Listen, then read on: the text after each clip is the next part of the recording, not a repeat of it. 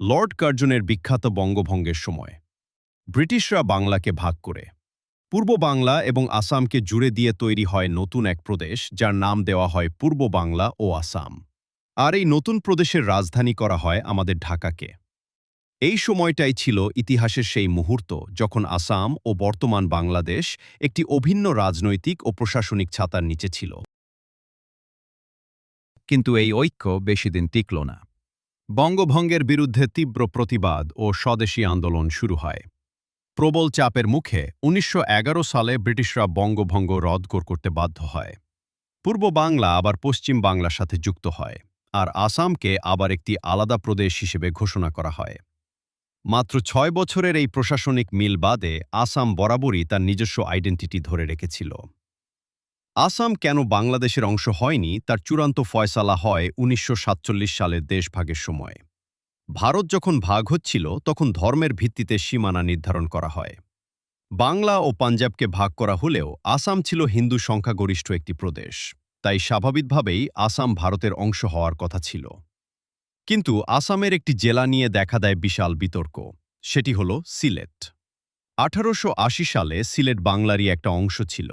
সেটাকে অর্থনৈতিক কারণে পূর্ব বাংলা থেকে আলাদা করে আসামের সাথে যুক্ত করা হয়। এই নিয়ে সিলেটে সে সময় প্রতিবাদ হলে ব্রিটিশরা সিলেটকে বিশেষ কিছু সুবিধা দেয়। কিন্তু ১৯৪৭ সালে সিলেট ছিল আসাম প্রদেশের একটি অংশ, কিন্তু সেখানে বাংলা ভাষাভাষী এবং মুসলিমদের সংখ্যাগরিষ্ঠতা ছিল। সিলেট কি ভারতের আসামে থাকবে নাকি পাকিস্তানের পূর্ব বাংলায় যোগ দেবে, এটি নির্ধারণ করার জন্য ১৯৪৭ সালের জুলাই মাসে সিলেটে একটি ঐতিহাসিক গণভোট বা রেফারেন্ডাম অনুষ্ঠিত হয়। এই ভোটে সিলেটের মানুষ পাকিস্তানের পূর্ব বাংলায় যোগ দেওয়ার পক্ষে রায় দেয়।